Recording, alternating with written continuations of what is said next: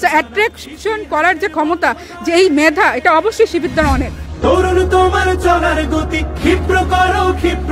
তারা একটা সুন্দর একটা আয়োজন করেছে, বিশেষ করে আমার মা সেদিন এসেছিলেন, সেদিন সে কিছু দেখে গেছে। তো এসে প্রথমে আমি কিছু দেখলাম, আমি যেটা জানি না সেটা আমি আজকে দেখতে পারলাম।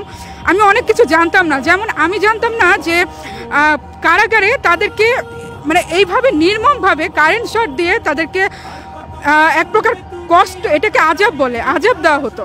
তারপর আরেকটা জিনিস জানতাম না যে তাদের গুলি মানে হঠাৎ নৌকার মধ্যে তাদেরকে গুলি করে পানিতে ভাসাই দিচ্ছে। একটা স্বাধীন দেশে এটা কখনো সম্ভব?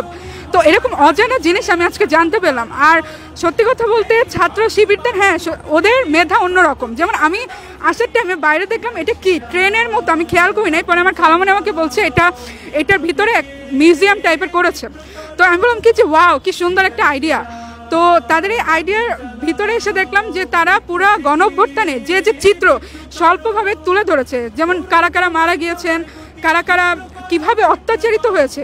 যেমন আমার মতো যারা অনেকে জানে না জিনিসপত্র, তারা আজকে এসে জানতে মানে পেলো যে অত্যাচার কি চরম পর্যায়ে, একটা স্বাধীন দেশে এই অত্যাচার কাম্য না।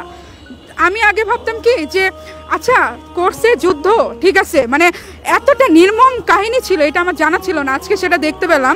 চরিত্র এবং মেধা এই সম্পর্কে আপনি কি জানেন?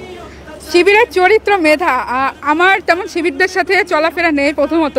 দ্বিতীয়ত আমি কিছুক্ষণে যে জ্ঞানটা নিয়েছি, যেটা দেখেছি, সেখানে বলবো আমি মেধাটা অতুলনীয়। আমি এরকম কোনো জায়গায় যে এতটা সুন্দর পার্টিসিপেট আমি দেখি নাই, যে তারা কিভাবে একজন যে আসে তাকে কিভাবে অ্যাট্রাক্ট করতে হয় তারা সেটা জানে।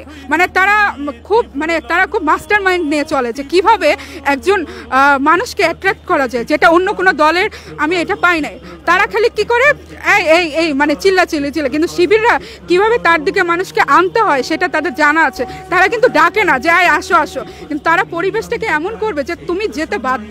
সো অ্যাট্রাকশন করার যে ক্ষমতা, যে এই মেধা, এটা অবশ্যই শিবিরদের অনেক।